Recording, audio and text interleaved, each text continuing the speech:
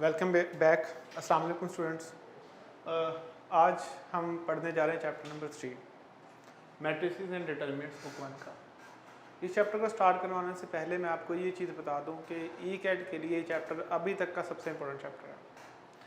आप देखें 2014, 15, 16, 17 तकरीबन 18 इवन लास्ट ईयर इवन 2019 हर साल 2, 3, 3, 4, 5 क्वेश्चन तक एक चैप्टर में से आए हुए हैं। तो this is very very very very important chapter. तो आप इसको बहुत केयरफुली समझेंगे और इस चैप्टर में से बहुत ज़्यादा क्वेश्चंस आते हैं ई कैट के टेस्ट में पर्टिकुलरली। तो इसको स्टार्ट करते हैं स्ट्रेट।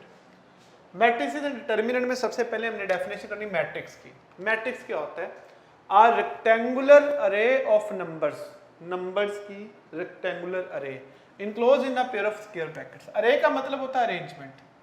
आपके पास कुछ नंबर्स हैं 1, 0 किसी भी तरह के नंबर्स हैं, अगर आप इनको इनक्लोज कर दें एक पेयर में स्क्वायर ब्रैकेट्स के तो ये कहलाता है मैट्रिक्स।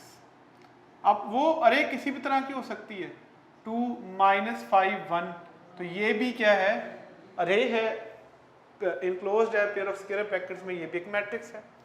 इसी तरह से देखें 2, 5, 6, 0 ये भी एक मैट्रिक्स है। उसके बाद देखें 1, 3, 5, 0, 5, 2, 0, 0, 1 ये भी एक मैट्रिक्स है। और अगर आप किसी भी तरह की आप अरे बना लें 0, 1, 0 तो ये भी एक मैट्रिक्स है। तो ये आपके पास से मैंने डेफिनेशन लिखी मैट्रिक्स की, उसकी कुछ मैंने एग्जांपल्स लिखी हैं आपके सामने कि सारे मैट्रिक्स होते हैं। किसी भी तरह के रे ऑफ नंबर्स हो, अगर आप उसको एक स्क्वायर ब्रैकेट्स के पेयर में बंद कर दें तो उस चीज़ को क्या कहा जाता है? हम उसको कहते हैं मैट्रिक्स। ठीक हो गया जी। इसके बाद हम पढ़ते हैं ऑर्डर ऑफ मैट्रिक्स। सबसे ज़्यादा जो ज़रूरी चीज़ है मैट्रिक्स को पढ़ने के लिए, मैट्रिक्स का ऑर्डर होता है। ऑर्डर क्या होता है? अरे का मतलब अरेंजमेंट होता है, और अरेंजमेंट दो तरह की होती है। एक ये अरेंजमेंट है हॉरिजॉन्टल, दूसरी अरेंजमेंट है वर्टिकल। जो हॉरिजॉन्टल अरेंजमेंट है उसको रोज कहा जाता है, जो वर्टिकल अरेंजमेंट है उसको क्या कहा जाता है? कॉलम्स। तो याद रखिएगा ऑर्डर ऑफ मैट्रिक्स क्या होता है। अगर किसी भी मैट्रिक्स में जो नंबर ऑफ रोज हैं वो आप m कह लें उन्हें, और अगर आपके पास मैट्रिक्स में जो नंबर ऑफ कॉलम है उन्हें आप n कह लें, तो तब जो मैट्रिक्स का ऑर्डर होगा वो क्या होगा? m into n। ये बात याद रखिएगा, रोज इंटू कॉलम्स किसी भी मैट्रिक्स का ऑर्डर होता है। किसी भी मैट्रिक्स जो ऑर्डर होता है उसको m/n कहते हैं। देखते हैं क्या होता है। इधर देखें, इस मैट्रिक्स में 2 रोज हैं, 3 कॉलम्स हैं, तो इसका ऑर्डर होगा 2/3। इस मैट्रिक्स में 1 रो है और कॉलम्स 3 हैं, तो इसका ऑर्डर 1/3 होगा। इस मैट्रिक्स में 2 रोज 2 कॉलम्स हैं, तो इसका ऑर्डर 2/2 होगा। इस मैट्रिक्स में 3 रोज हैं और 3 ही कॉलम्स हैं, इसका ऑर्डर 3/3 होगा। इस मैट्रिक्स में 3 रोज हैं, 1, 2, 3 और कॉलम सिर्फ एक ही है, तो इसका ऑर्डर 3/1 होगा। तो ये आपके पास डिफरेंट मैट्रिक्स के डिफरेंट ऑर्डर्स हैं जो मैंने लिखे हैं। ऑर्डर की बेस पे मैट्रिक्स की 2 कैटेगरीज होती हैं। सबसे पहले स्क्वायर मैट्रिक्स, आप डेफिनेशन हम साथ साथ करते जाएंगे। ज़्यादातर हम स्क्वायर मैट्रिक्स को यूज़ करते हैं। स्क्वायर मैट्रिक्स एक ऐसा मैट्रिक्स होता है जिसमें रोज और कॉलम्स इक्वल हो। ऐसा मैट्रिक्स जिसमें जितनी रोज होती है उतने कॉलम्स होते हैं। जैसे इसमें देखें 2 रोज 2 कॉलम्स स्क्वायर मैट्रिक्स है, 3 रोज 3 कॉलम्स स्क्वायर मैट्रिक्स है। एक और देखिएगा, अगर एक ही एलिमेंट हो 1 रो 1 कॉलम स्क्वायर मैट्रिक्स है। उसके बाद होता है रेक्टेंगुलर मैट्रिक्स। रेक्टेंगुलर मैट्रिक्स ऐसा मैट्रिक्स जिसमें रोज और कॉलम्स जो हैं वो इक्वल ना हो, उसे क्या कहा जाता है? Rectangular matrix. देखें रोज और कॉलम्स इक्वल नहीं है, रेक्टेंगुलर मैट्रिक्स है। रोज और कॉलम्स इक्वल नहीं, रेक्टेंगुलर मैट्रिक्स है। रोज और कॉलम्स इक्वल नहीं है तो रेक्टेंगुलर मैट्रिक्स है। ऐसा मैट्रिक्स जिसमें रोज और कॉलम्स इक्वल ना हो उसे क्या कहा जाता है? Rectangular matrix. टाइप्स हम साथ साथ करते जाएंगे। उसके बाद हम करते हैं जी कॉलम मैट्रिक्स या रो मैट्रिक्स। रो मैट्रिक्स इसी डेफिनेशन से हम अगली डेफिनेशन करेंगे रो मैट्रिक्स। रो मैट्रिक्स को हम रो वेक्टर भी कहते हैं, क्योंकि रो मैट्रिक्स रो वेक्टर को रिप्रेजेंट करते हैं। ऐसा मैट्रिक्स जिसमें सिर्फ एक रो हो, ऐसा मैट्रिक्स जिसका जो ऑर्डर हो वो क्या हो, 1 रो एंड कॉलम हो। आई मीन टू से ऐसा मैट्रिक्स जिसमें सिर्फ एक रो हो। देखें, इस मैट्रिक्स में सिर्फ एक रो है, एक रो मैट्रिक्स है, ये बात याद रखिएगा। ऐसा मैट्रिक्स जिसमें सिर्फ एक रो हो, कॉलम जितने मर्जी हो, उस मैट्रिक्स को क्या कहा जाता है, रो मैट्रिक्स। उसके बाद हम पढ़ते हैं कॉलम मैट्रिक्स।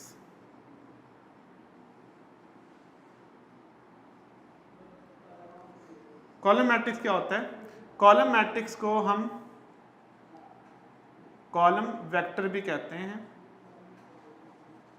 ऐसा मैट्रिक्स जिसका जो ऑर्डर हो वो क्या हो, m/1 हो। आई मीन जिसमें सिर्फ एक ही कॉलम हो। ऐसा मैट्रिक्स जिसमें सिर्फ एक ही कॉलम हो उसको क्या कहा जाता है, कॉलम मैट्रिक्स। जैसे देखें ये वाला मैट्रिक्स, इस मैट्रिक्स को क्या कहेंगे हम, कॉलम मैट्रिक्स, क्योंकि इसमें सिर्फ एक कॉलम है, तो इसको कॉलम मैट्रिक्स कहेंगे या कॉलम वेक्टर कहेंगे। यहीं से एक एमसीक्यूज करते हैं एक, उसके बाद आप एक और डेफिनेशन देख लें, उसके बाद हम नेक्स्ट में आपको क्वेश्चन करवाता हूँ। ABCD ये एक मैट्रिक्स है, अगर आपने इसका ट्रांसपोज लेना है तो क्या होगा इसका ट्रांसपोज, जी ट्रांसपोज लें। ट्रांसपोज का मतलब क्या होता है, जो रो है उसको कॉलम बना देना, जो ये दूसरी रो है उसको दूसरा कॉलम बना देना, ये मैट्रिक्स का ट्रांसपोज होता है। याद रखिएगा, किसी भी मैट्रिक्स का ट्रांसपोज क्या होता है, उसके रोज को कॉलम और कॉलम्स को क्या बना देना, रोज बना देना, ट्रांसपोज होता है। यहां से एक पॉइंट, एक क्वेश्चन नोट कर लें। क्वेश्चन यहां से आप ये नोट करेंगे, transpose of a row matrix is column matrix. किसी भी मैट्रिक्स का ट्रांसपोज लें जो रो मैट्रिक्स हो तो कॉलम मैट्रिक्स बन जाता है, एंड वाइस वर्सा। अगर कॉलम का ट्रांसपोज लेंगे तो वो रो मैट्रिक्स बन जाएगा। रो मैट्रिक्स का ट्रांसपोज कॉलम वेक्टर होगा और कॉलम वेक्टर का ट्रांसपोज रो मैट्रिक्स होगा। जैसे आपके पास 1 2 एक मैट्रिक्स है, ये रो मैट्रिक्स है, इसका ट्रांसपोज लें तो बताएं क्या बन जाएगा, 1 2। तो रो मैट्रिक्स का ट्रांसपोज जो है वो कॉलम मैट्रिक्स होगा। ठीक है जी। उसके बाद हम कुछ टाइप्स पढ़ते हैं मैट्रिक्स की फर्दर, इसको हम एक्सप्लोर करते हैं और टाइप्स की तरफ लेके जाते हैं। इसके बाद हम एक डेफिनेशन पढ़ने जा रहे हैं डायगोनल मैट्रिक्स की।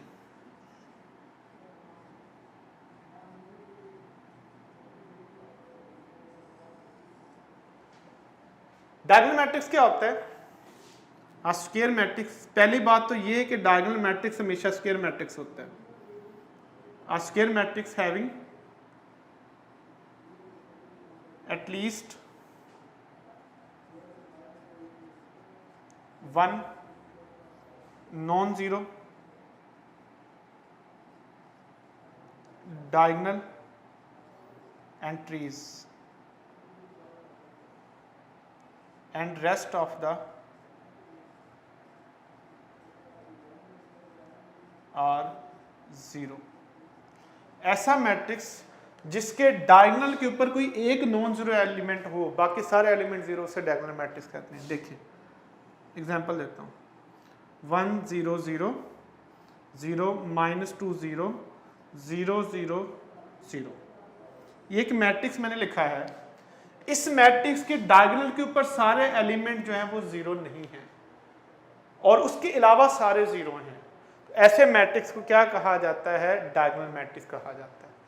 डायगोनल मैट्रिक्स आगे जाके इसके मैं मैथमेटिकल फॉर्म में बताऊंगा, अभी जस्ट आप वर्डिंग वाली इसकी फॉर्म याद रखना, डिस्क्रिप्टिव फॉर्म।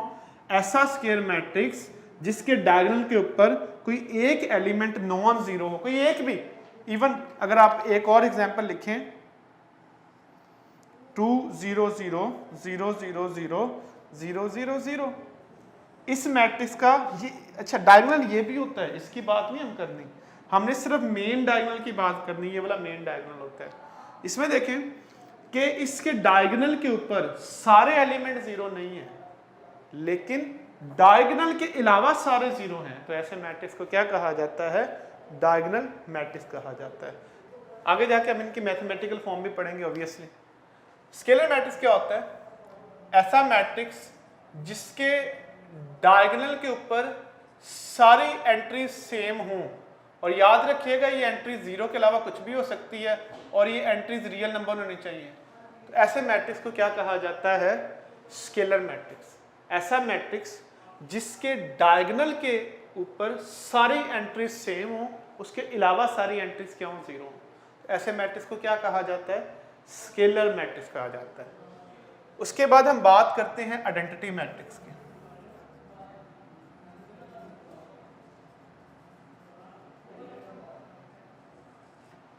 आइडेंटिटी मैट्रिक्स क्या होता है? ऐसा मैट्रिक्स जिसके डायगोनल के ऊपर 1 हो और rest of the entries are 0। ये स्केलर मैट्रिक्स ही होता है, लेकिन डायगोनल के ऊपर इसके 1 होता है। तो ऐसे मैट्रिक्स को क्या कहा जाता है? Identity matrix. चूंकि इसका ऑर्डर 3 है तो इसे I3 कहते हैं। इसी तरह I2 का भी और 2 ऑर्डर का भी आइडेंटिटी मैट्रिक्स होता है, जिसको 1 0 0 0 कहते हैं। इसी तरह I1 भी होता है, 1 ऑर्डर का आइडेंटिटी मैट्रिक्स ही होता है।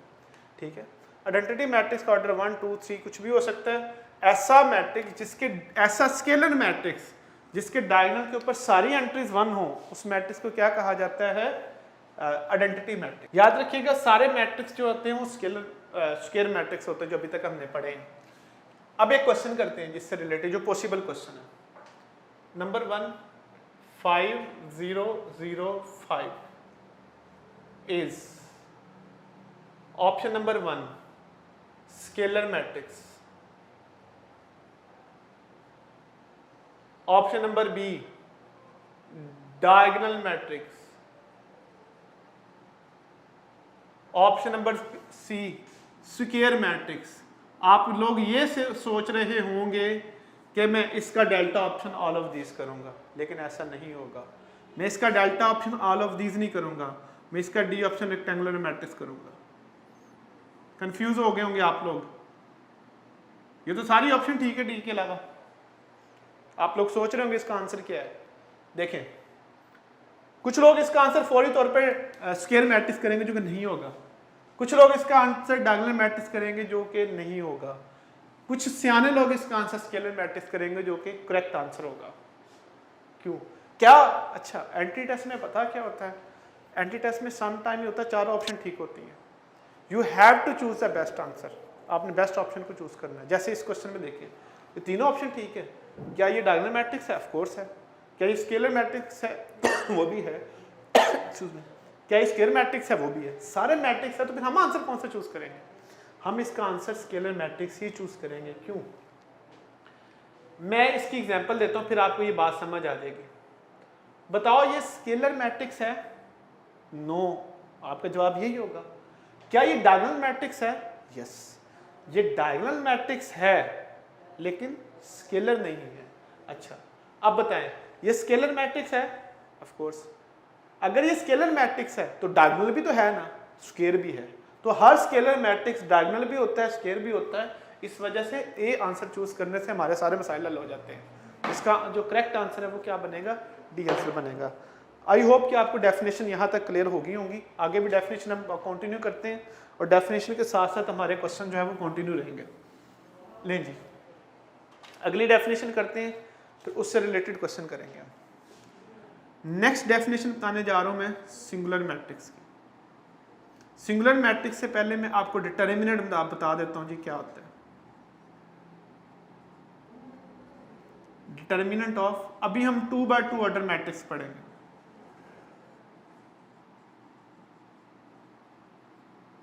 आगे जाके हम 3x3 ऑर्डर के मैट्रिक्स का डिटर्मिनेंट पढ़ेंगे। बड़ा आसान है।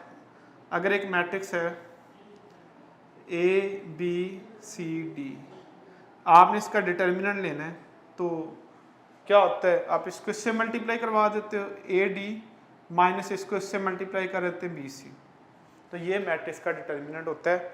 याद रखिएगा डिटर्मिनेंट का ये फार्मूला होता है। इसकी डेफिनेशन भी आप नोट कर सकते हैं, बुक में भी लिखी हुई है। Product of difference of product और डायगोनल एंट्रीज। डेफिनेशन में लिख देता हूँ, आप क्या होता है? डिफरेंस ऑफ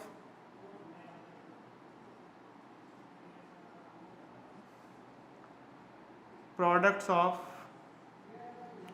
डायगोनल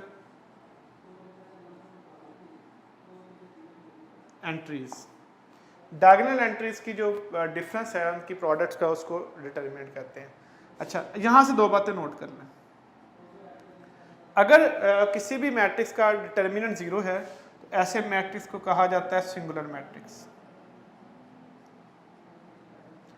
अगर किसी भी मैट्रिक्स का डिटर्मिनेंट जीरो हो तो उसे सिंगुलर मैट्रिक्स कहते हैं, और अगर डिटर्मिनेंट जीरो ना हो तो उसे नॉट सिंगुलर मैट्रिक्स कहते हैं।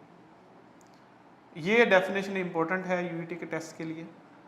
अगर किसी भी मैट्रिक्स का डिटर्मिनेंट जीरो हो तो वो सिंगुलर मैट्रिक्स होता है, अगर किसी भी मैट्रिक्स का डिटर्मिनेंट नॉन जीरो हो तो नॉन सिंगुलर मैट्रिक्स होता है। फर्क क्या होता है दोनों में?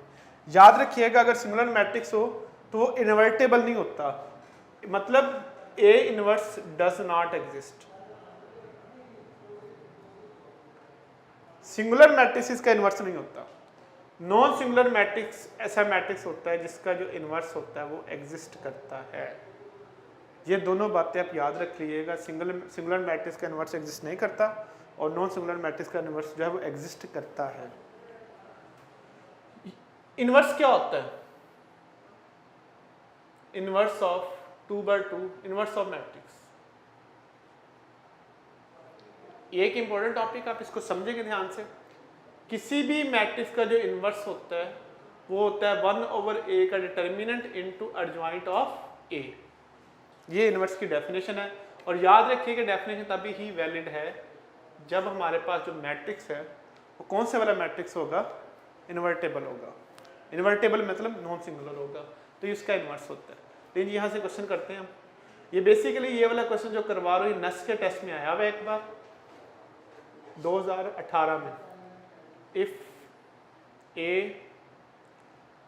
2 5 1 x is singular,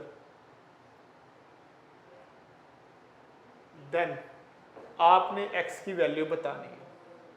अगर ये मैट्रिक्स सिंगुलर होगा तो x की वैल्यू क्या होगी? ये 2.5 माइनस 2.5 1.5 या नन ऑफ दीज। क्यों जी, क्या होगा इसका आंसर? कैलकुलेट करें।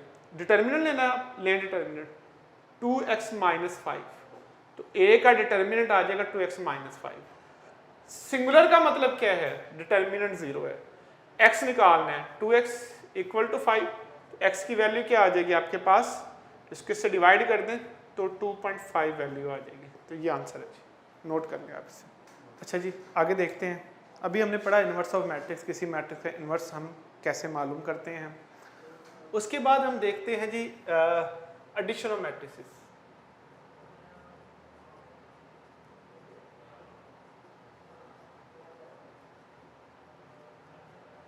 क्या हम दो मैट्रिसेस को ऐड कर सकते हैं? जी ऑफ कोर्स, हम दो मैट्रिसेस को ऐड कर सकते हैं। अगर आपने मैट्रिक्स ए और बी को ऐड करना है, ये तब पॉसिबल है जब दोनों का ऑर्डर सेम होगा।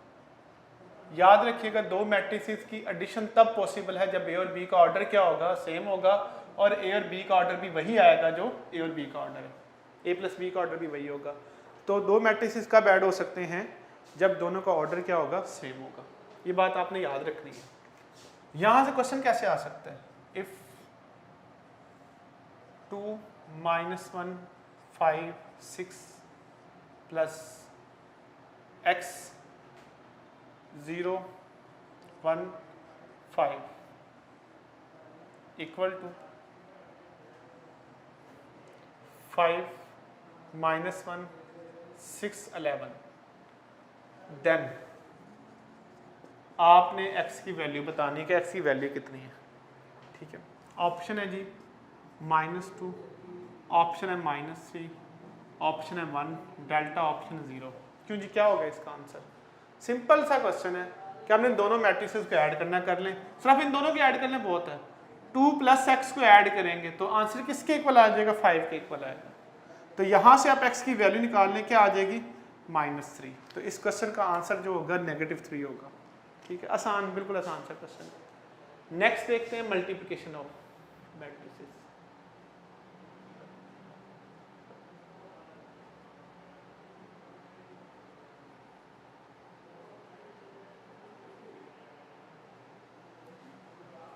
मैट्रिसेस की मल्टीप्लिकेशन क्या होती है? दो क्या हर दो मैट्रिसेस मल्टीप्लाई हो सकते हैं? तो आंसर इज नो, हर दो मैट्रिसेस मल्टीप्लाई नहीं हो सकते। दो मैट्रिसेस तब अगर एक मैट्रिक्स है ऑर्डर ऑफ मैट्रिक्स ए जो है वो m/n, order of matrix B जो है वो n/p है। पहले मैट्रिक्स की रोज और सेकंड मैट्रिक्स की, पहले मैट्रिक्स की कॉलम सेकंड की रोज इक्वल है तो मैट्रिक्स मल्टीप्लाई हो सकते हैं। दो मैट्रिसेस ए और बी तब मल्टीप्लाई हो सकते हैं अगर पहले मैट्रिक्स का ऑर्डर इस तरह से हो कि फर्स्ट मैट्रिक्स के कॉलम्स और सेकंड मैट्रिक्स की रोज ये इक्वल हो, तो ए और बी प्रोडक्ट पॉसिबल है। तो उसका ऑर्डर क्या होगा? ये दोनों हम खत्म कर देंगे तो नए वाले मैट्रिक्स का ऑर्डर क्या होगा? m/p होगा।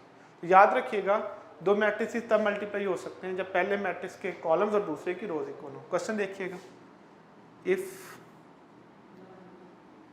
Order of A is 2/3 and order of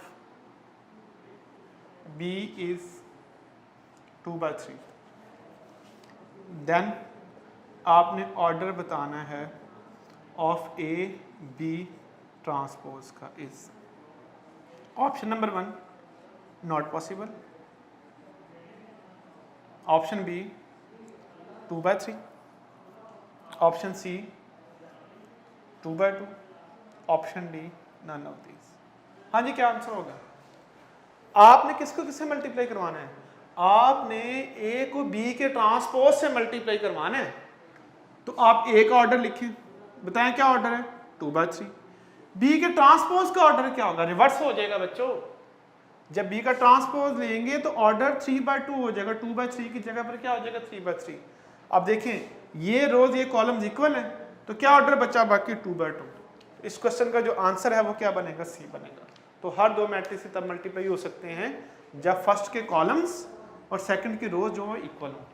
right, next देखते हैं जी। यूईटी के टेस्ट में 2016 में आया, इसको हम करते हैं। सबसे पहले क्वेश्चन है जी, इफ 1 - 2 3, ये वाला क्वेश्चन यूईटी के टेस्ट में 2016 के पेपर में आया। 2x5 इक्वल टू 21, देन आपने वैल्यू बतानी है x की कि यहाँ पे x कितना होगा। Option number 1 2 -2 0। जी बताएं क्या आंसर होगा? सिंपल सी बात है, अगर इनको मल्टीप्लिकेशन पॉसिबल है, वैसे ये चेक कर सकते हैं आप। इसका ऑर्डर क्या है? 1/3। इसका ऑर्डर क्या है? 3/1। इसके कॉलम इसकी रो सेम, मल्टीप्लिकेशन पॉसिबल, करवा रहे मल्टीप्लाई। कैसे होगा? ये इससे मल्टीप्लाई होगा, पहला एलिमेंट पहले से, दूसरा एलिमेंट दूसरे से, तीसरा एलिमेंट तीसरे से। किसके इक्वल आ जाएगा? 21 के, इसके इक्वल है जी। -2x इक्वल टू 4, 2 इससे कैंसिल हो जाएगा तो x की वैल्यू किसके इक्वल आ जाएगी? c के। इस क्वेश्चन का आंसर जो होगा वो चार्ली होगा। c is the correct answer. ठीक है जी, इसको आप नोट कर लें इस क्वेश्चन को। उसके बाद यूईटी के टेस्ट में ही 2016 के पेपर में एक और क्वेश्चन आया, वो ये था, if a is equal to 3003 and a plus a inverse equal to ki, then आपने k की वैल्यू बतानी है। बड़ा आसान क्वेश्चन है। यूईटी के इसमें 2016 में 3 क्वेश्चन आए थे इस चैप्टर में से, उनमें से 2 मैंने आपको बता दिए। 9/10, 8/3, 3/8, 10/3। जी करने की कोशिश करें सॉल्व। अगर ये क्वेश्चन आपसे सॉल्व होता है तो ज़रूर करें।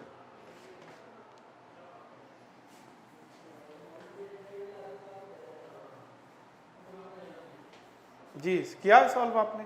करें सॉल्व इसको आप। देखें, आपने a को ऐड करना है उसके इनवर्स से, आंसर ki के इक्वल आ जाएगा। a क्या है? 3003।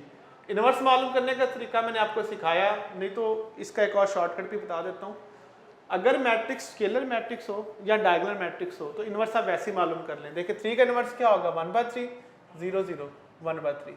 सिर्फ अगर मैट्रिक्स स्केलर हो उसका इन्वर्स मालूम करना हो तो डायगोनल एलिमेंट्स को उलट दें। अगर आपके पास कोई भी मैट्रिक्स स्केलर मैट्रिक्स हो तो उसका इन्वर्स डायरेक्ट मालूम करो, सिर्फ डायगोनल एलिमेंट्स को उलट दो। k इंटू आई क्या होता है 1 0 0 1। करना ये किन दोनों को ऐड करना है, कर लें ऐड। 3 को 1/3 में ऐड करें तो 10/3 हो जाएगा, 0 0। इसको इसमें ऐड करेंगे तो 10/3 हो जाएगा। इक्वल किसके इक्वल आ जाएगा, k 0 0 k। हाँ जी, k की वैल्यू बतानी, बताएं k की वैल्यू क्या आ जाएगी 10/3। इस क्वेश्चन का आंसर क्या होगा 10/3 करेक्ट आंसर होगा। ठीक है जी, जल्दी से आप इसको नोट कर लें जल्दी से। उसके बाद इसी टॉपिक से रिलेटेड 2015 में क्वेश्चन आया यूईटी के टेस्ट में। वो क्वेश्चन क्या था, if a equal to 3 - 4 2 -2 and b equal to 27 16।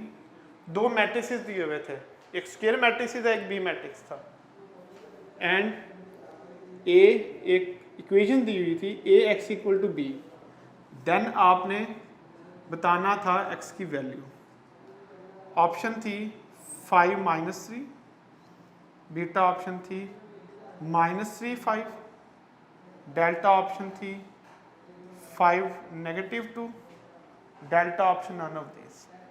हाँ जी, प्रॉपर सॉल्व होने वाला क्वेश्चन है, हर क्वेश्चन का शॉर्टकट नहीं होता। जो सॉल्व होने वाला क्वेश्चन है वो सॉल्व ही होना है, उसका कोई हल नहीं है। देखें क्या मालूम करना है हमने, ax इक्वल टू बी है, आपने x निकालना है तो बताएं a इनवर्स b नहीं होगा। तो अगर आपने a इनवर्स b मालूम करना है तो सबसे पहले आपने a का इनवर्स मालूम करना है। क्वेश्चन आपने सॉल्व कर लेना है जी, a इनवर्स मालूम कर लेंगे आप, उसको आपने किससे मल्टीप्लाई करवाना है, b से। ये आपने खुद करना है सॉल्व। तो इसका जो आंसर है वो क्या आ जाएगा अल्फा। इसको सॉल्व कर लेना है आपने।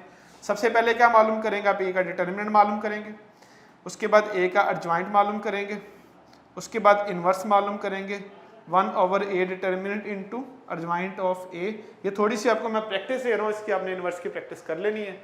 और बुक से मैं कुछ आपको चीज़ें बता रहा हूँ। एक्सरसाइज 3.1 आपने इसका क्वेश्चन नंबर 1 to 9 जरूर प्रैक्टिस करने हैं, 1 से लेकर 9 तक बुक के क्वेश्चन जरूर प्रैक्टिस करने हैं। इस क्वेश्चन को भी सॉल्व करना है, इसका आंसर अल्फा आ जाएगा। मैट्रिसेस की कुछ प्रॉपर्टीज हैं। नंबर 1, b प्लस ए जो है ना, b plus a plus b b plus a के मैट्रिसेस में इक्वल होता है। ठीक हो गया। नंबर 2, किसी भी मैट्रिक्स को उसके इन्वर्स से मल्टीप्लाई कर लें, आंसर आइडेंटिटी मैट्रिक्स आता है, प्रोवाइडेड कि उसका इन्वर्स एग्जिस्ट करता है। किसी भी मैट्रिक्स को i से मल्टीप्लाई करें, आंसर a के इक्वल आता है। ठीक हो गया। किसी भी मैट्रिक्स का आप ट्रांसपोज लेते हैं तो वो रिवर्स ऑर्डर में एक्सपैंड होता है। उसके बाद किसी भी मैट्रिक्स का आप इन्वर्स लेते हैं तो वो b inverse a inverse reverse order में एक्सपैंड होता है। किसी भी मैट्रिक्स का अगर आप डबल ट्रांसपोज ले लेते हैं तो वो उसी के इक्वल आ जाता है। किसी भी मैट्रिक्स का आप इन्वर्स मालूम करते हैं डबल, तो वो उसी के इक्वल आ जाता है। इसी तरह से अगर आप किसी मैट्रिक्स को कम्यूट करवाते हैं प्रोडिकली प्रोडक्ट के साथ तो वो कम्यूट नहीं करता, ये बात याद रखिएगा। मैट्रिसेस मल्टीप्लिकेशन में कम्यूट नहीं करते। इन जनरल ए बी जो है वो बी ए के इक्वल नहीं होता। ठीक है, कभी हो भी सकता है, देयर आर सर्टेन केसेस जिसमें बी ए और ए बी बराबर होते हैं। ये प्रॉपर्टीज याद रखनी, इस प्रॉपर्टी से रिलेटेड कुछ क्वेश्चन करते हैं। Number 1, if a equal to 2 - 1, b equal to 2 - 1 0 5 3 1, then which one is true. कौन सी बात ट्रू होगी? ऑप्शन नंबर 1, क्या a प्लस बी, अभी मैंने प्रॉपर्टीज पढ़ाई हैं। Number 2, a transpose b transpose equal to a। Number C, a plus B transpose जो है वो किसके इक्वल होगा, a ट्रांसपोज b ट्रांसपोज। ये प्रॉपर्टी भी है नंबर 1। All of this. क्यों जी, क्या आंसर सोचा हुआ है आपने?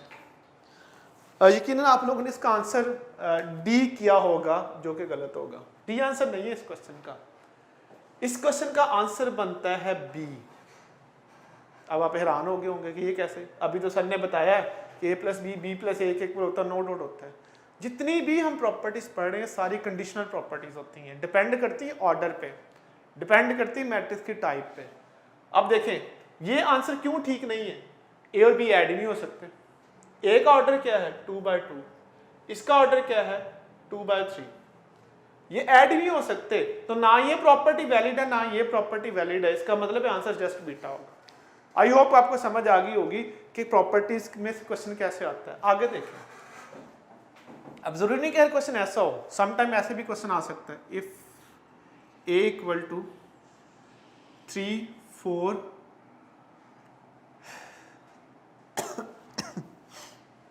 3 6 2 4 ए मैट्रिक्स है, बी मैट्रिक्स है 1 0 0 1।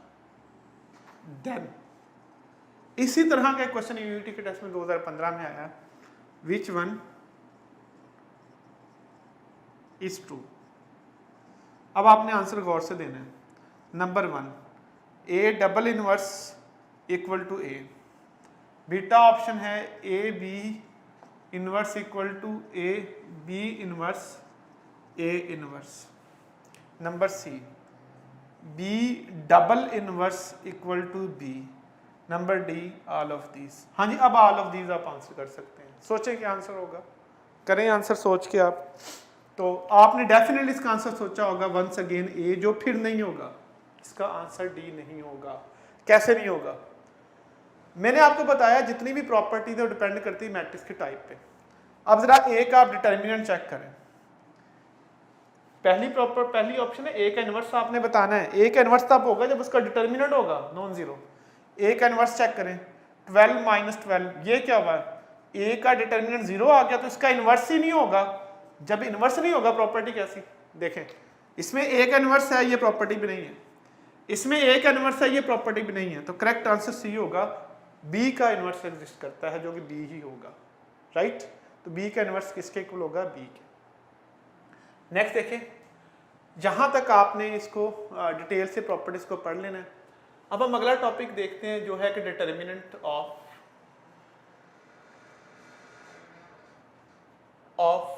3/3 orders.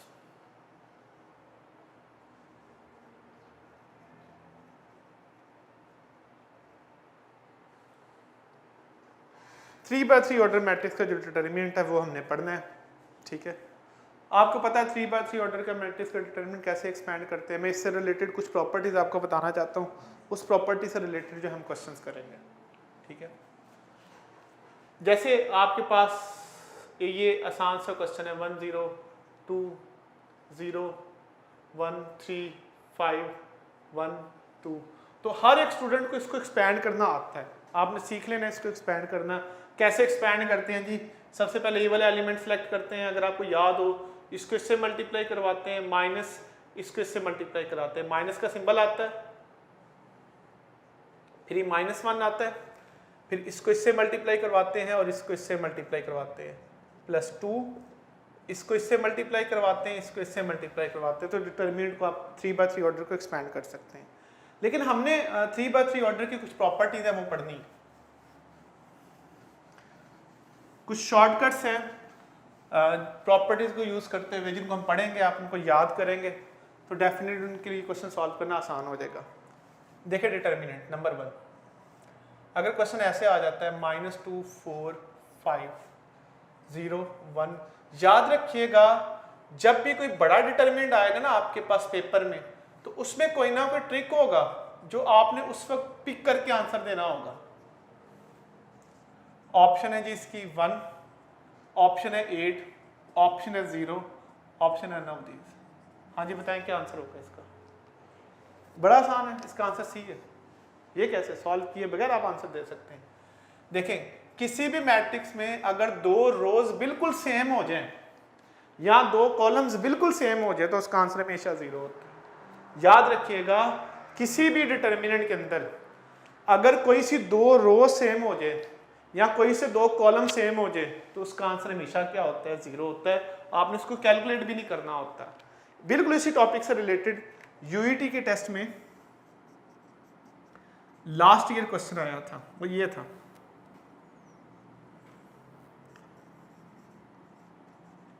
The value of determinant alpha beta gamma, beta plus gamma, alpha plus gamma, alpha plus beta 1 1 1, इसकी वैल्यू पूछी थी। ऑप्शन थी 1, ऑप्शन थी alpha beta gamma, C option 0 थी, delta option none of these थे। जी बताएं क्या आंसर इस क्वेश्चन का बनता है आपकी नज़र में।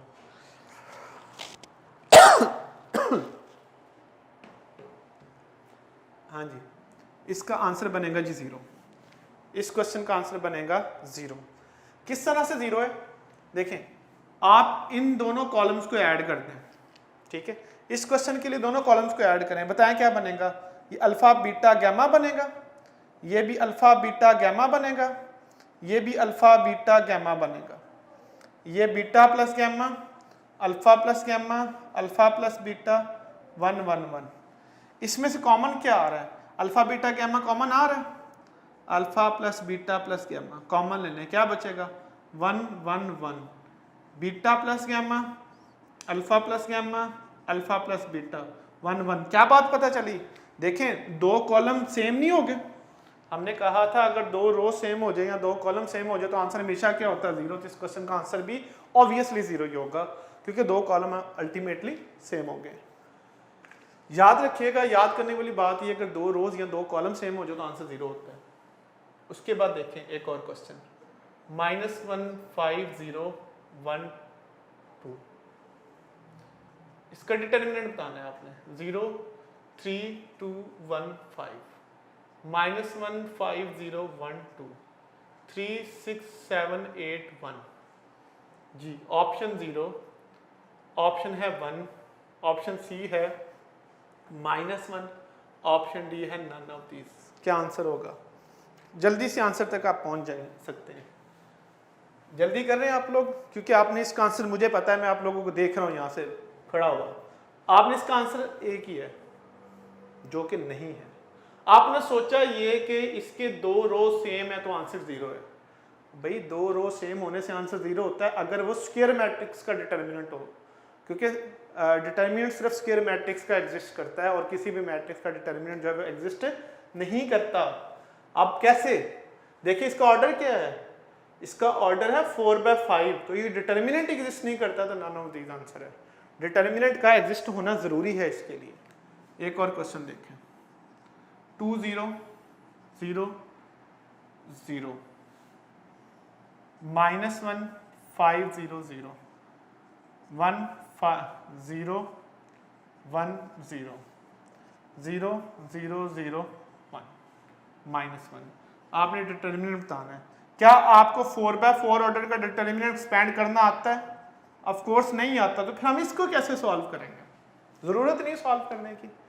अगर किसी भी मैट्रिक्स के डायगोनल के ऊपर वाली एंट्री 0 हो या नीचे वाली एंट्री 0 हो या दोनों 0 हो, किसी भी मैट्रिक्स की अगर आप ये देखें कि ऊपर वाली एंट्री 0 है या नीचे वाली एंट्री 0 है या दोनों 0 है, तो हम क्या करते हैं, फिर हम डायगोनल एलिमेंट्स को मल्टीप्लाई करवा देते हैं। तो इसका सिंपल सोल्यूशन क्या होगा, 2 × 5 × -1, तो -10 इस क्वेश्चन का आंसर होगा। अगर किसी भी मैट्रिक्स के डिटर्मिनेंट में डायगोनल के ऊपर वाले एलिमेंट 0 हो या डायगोनल के नीचे वाले एलिमेंट 0 हो, तो आप डायगोनल एलिमेंट्स का प्रोडक्ट ले लें, वही इसका आंसर होगा। ये मैट्रिक्स को सॉल्व करने का एक शॉर्टकट है जो मैंने आपको बता दिया। ठीक है जी। जी स्टूडेंट्स, अभी तक हमने पढ़ा डिटर्मिनेंट की कुछ प्रॉपर्टीज पढ़ रहे थे। हम एक और डिटर्मिनेंट से रिलेटेड क्वेश्चन करते हैं। उससे पहले मैट्रिक्स की कुछ और टाइप्स हैं, वो टाइप्स पढ़ लेते हैं, फिर हम लेक्चर के एंडिंग फेज की तरफ चलते हैं। 4 बड़ी इंपॉर्टेंट डेफिनेशन हैं। सबसे पहले symmetric matrix.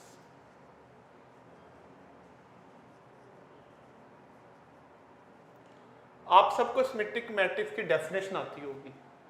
A square matrix, याद रखिएगा, अब मैं जितनी भी डेफिनेशन बताने लगूँ चार, ये चारों सिर्फ स्क्वायर मैट्रिक्स के लिए होती हैं और किसी मैट्रिक्स के लिए नहीं होती।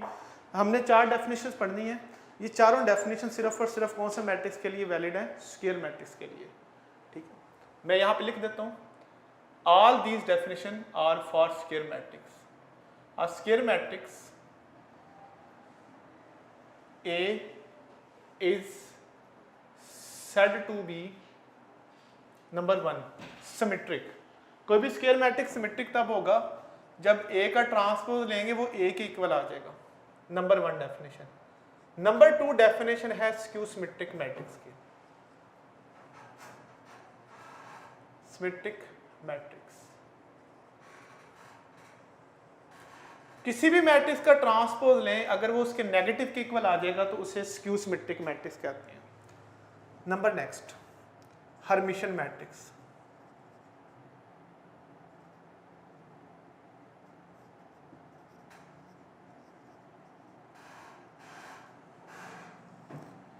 किसी भी मैट्रिक्स का कॉन्जुगेट लेने के बाद उसका ट्रांसपोज लें, वो इसी के इक्वल आ जाए तो वो स्क्यू हर्मिशन मैट्रिक्स कहलाता है। आखिरी मैट्रिक्स है स्क्यू हर्मिशन मैट्रिक्स।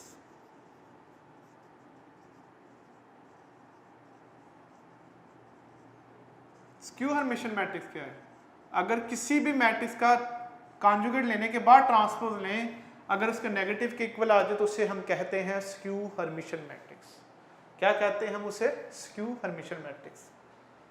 अब अगर इसमें से क्वेश्चन आता है उसको कैसे टैकल करेंगे, तो मैं एक क्वेश्चन करता हूँ, उसमें चारों डेफिनेशन एक्सप्लेन करूंगा और आपको शॉर्टकट बताऊंगा, क्वेश्चन को इजीली सॉल्व कर सकते हैं। Number 1,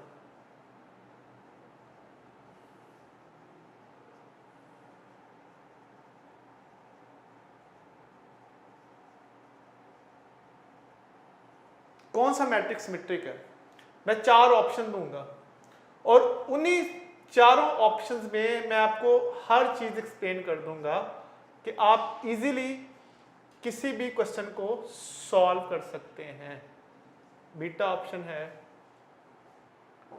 0, -3, 5, 3, 0, 2, -2। C option is 1, 1 minus iota, 2 + 3 आयोटा, 1 minus iota 0, 5 - 6 iota, 2 - 3 iota, -5 + 6 iota and 5.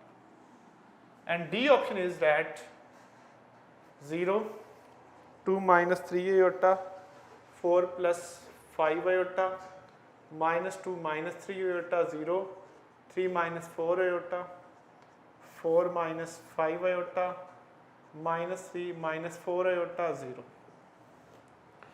एक शॉर्टकट बताऊंगा, उस शॉर्टकट को यूज करके आप इजीली सारी की सारी डेफिनेशन याद भी कर सकते हैं, उनका आंसर भी कर सकते हैं। बड़ा आसान से शॉर्टकट है।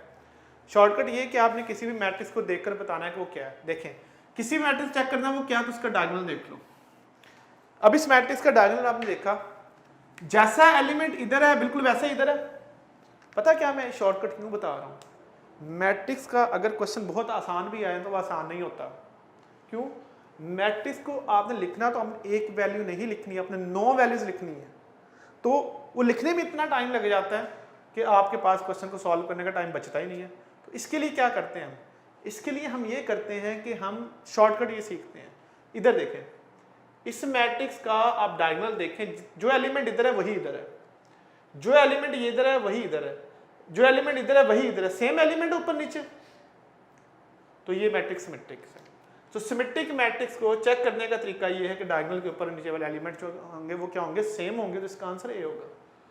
अब स्क्यू सिमेट्रिक का शॉर्टकट बताता हूँ। पहली बात, स्क्यू सिमेट्रिक मैट्रिक्स का डायगोनल 0 होता है।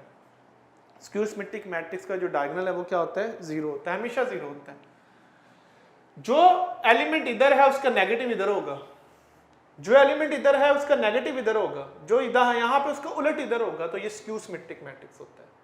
तो याद रखिएगा, सिमेट्रिक मैट्रिक्स में ऊपर नीचे वाले एलिमेंट्स क्या होते हैं? सेम होते हैं। और जो सिमेट्रिक मैट्रिक्स है उसमें क्या होता है?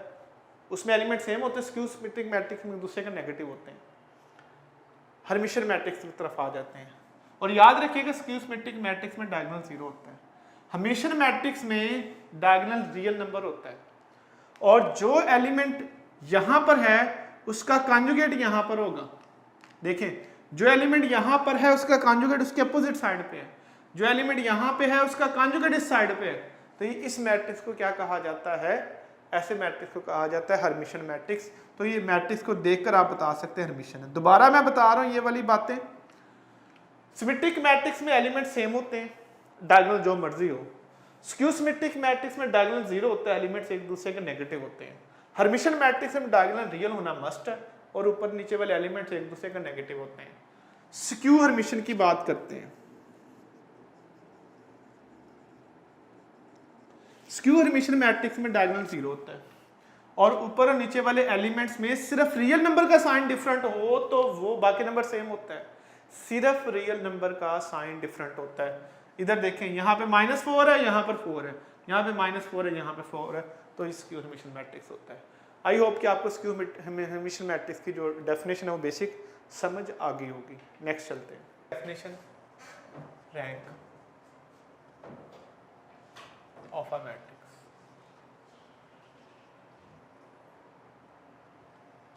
किसी भी मैट्रिक्स का रैंक क्या होता है, किसी भी मैट्रिक्स का रैंक जो होता है वो क्या होता है, नंबर ऑफ नॉन जीरो रोज होते हैं।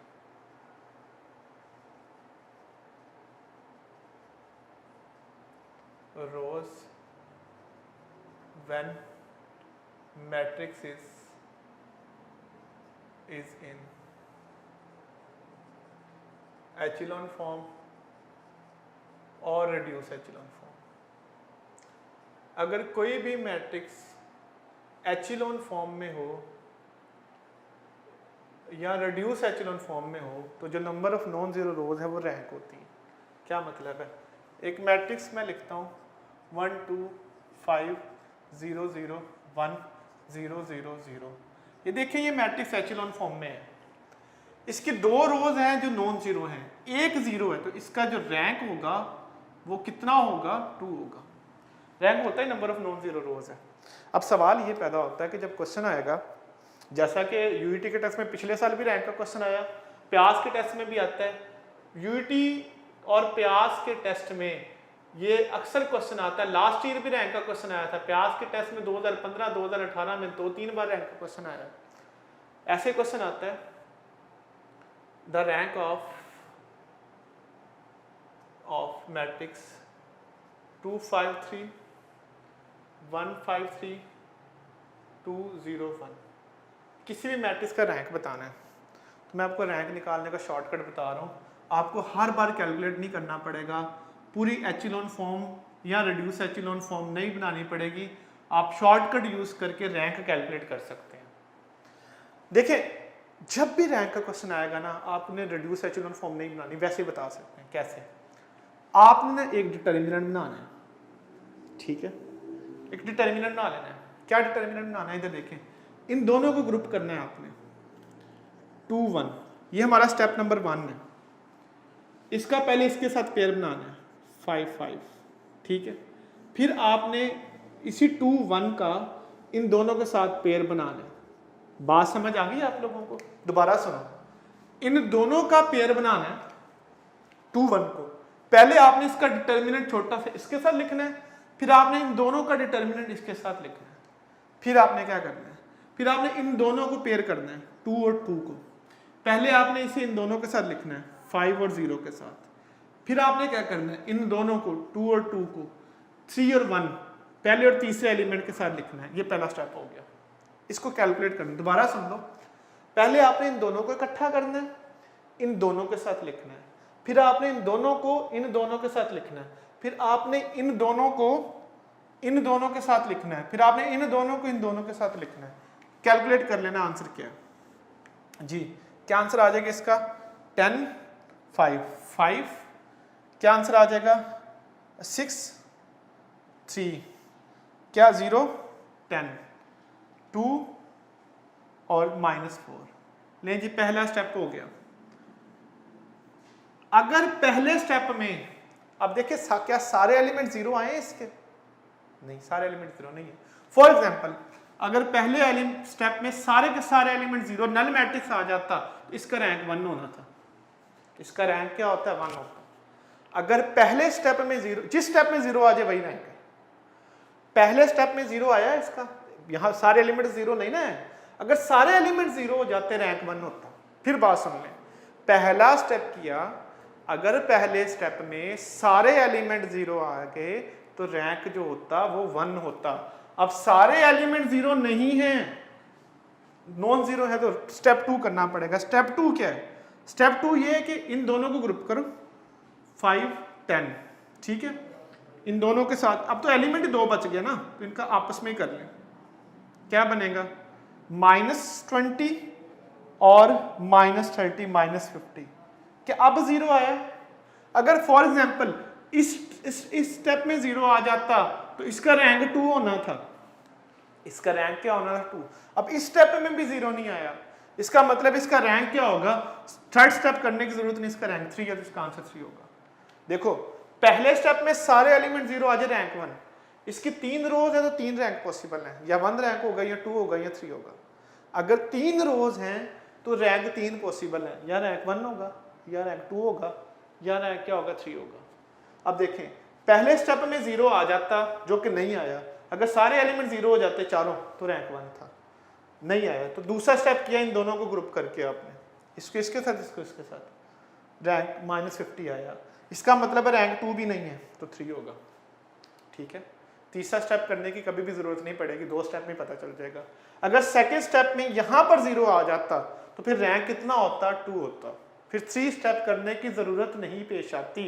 अब चूंकि 0 नहीं आया तो रैंक 2 नहीं है तो 3 है, ठीक है। पहले स्टेप में 0 आ जाए तो रैंक 1, सेकंड स्टेप में 0 आ जाए तो रैंक 2, थर्ड स्टेप में करने की जरूरत ही नहीं है आपको, ठीक है जी। नेक्स्ट चलते हैं।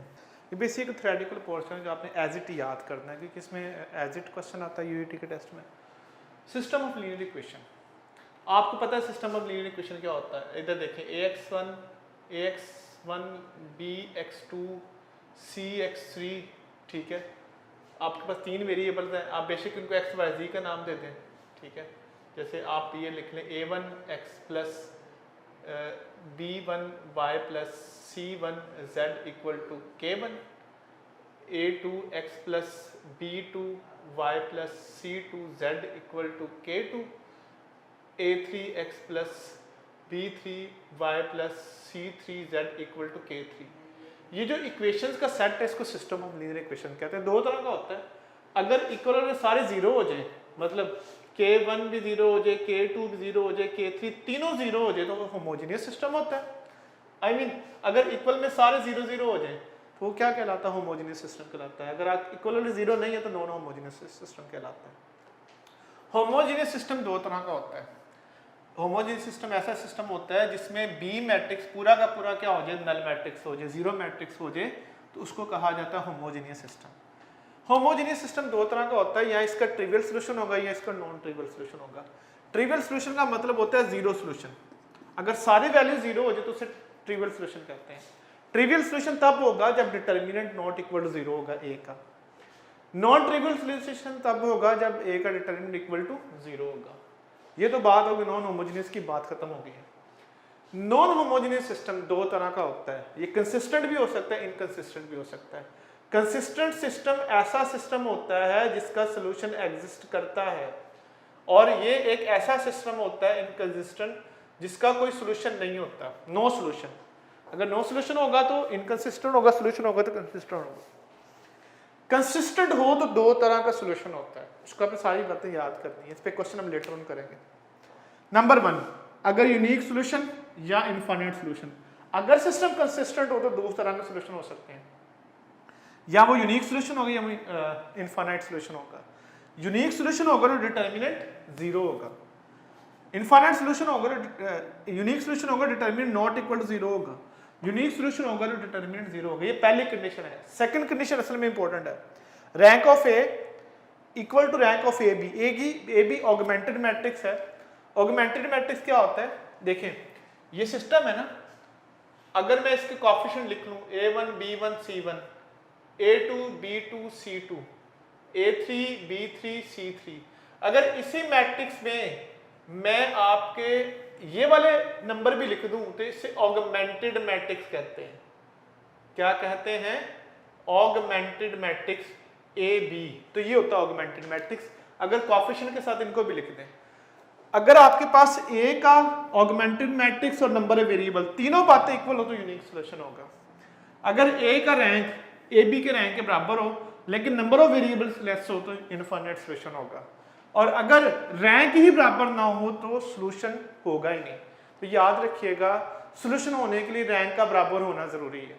अगर रैंक इक्वल नहीं है तो सिस्टम ऑफ लीनियर इक्वेशन का सॉल्यूशन नहीं होगा। तो ये लास्ट टॉपिक था, इसको आप एक दफ़ा याद कर लीजिएगा, चीज़ें देख लीजिएगा। क्वेश्चन 20 पे करेंगे, पहले आप इस चीज़ को याद कर लें सिस्टम, क्योंकि पिछले 3 सालों में क्वेश्चन इसी टेबल में से आया हुआ है यूईटी के टेस्ट में।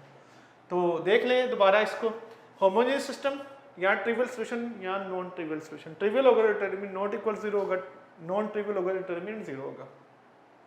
नॉन होमोजेनियस सिस्टम के लिए कंसिस्टेंट या इनकंसिस्टेंट दोनों में से कोई एक टाइप हो सकती है। कंसिस्टेंट का 2 तरह का हो सकता है सॉल्यूशन, या यूनिक या इनफाइनाइट। यूनिक तब होगा जब रैंक दोनों बराबर हो, नंबर ऑफ वेरिएबल्स भी बराबर हो।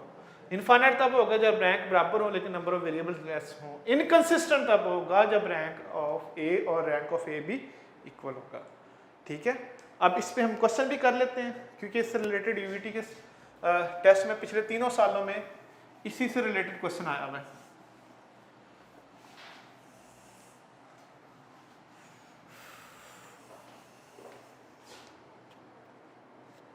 देखें, यूईटी के टेस्ट में 2017 में क्वेश्चन आया, द ऑगमेंटेड मैट्रिक्स इज, एक मैट्रिक्स दिया हुआ था ऑगमेंटेड मैट्रिक्स, इस तरह से दिया हुआ था 1 0 0 0 -2 0 और इसके साथ 0 0 0। ये सेपरेशन जो करते हैं ना हम, ये ऑगमेंटेड मैट्रिक्स होता है, सेपरेट करके लिखा होता है। Then solution of the system,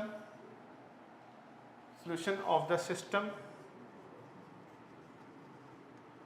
associated with it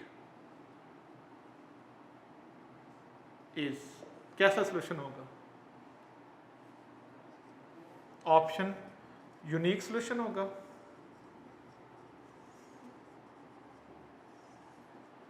infinite solution होगा, नंबर सी नो सॉल्यूशन होगा, डेल्टा है जी नन ऑफ दीज होगा।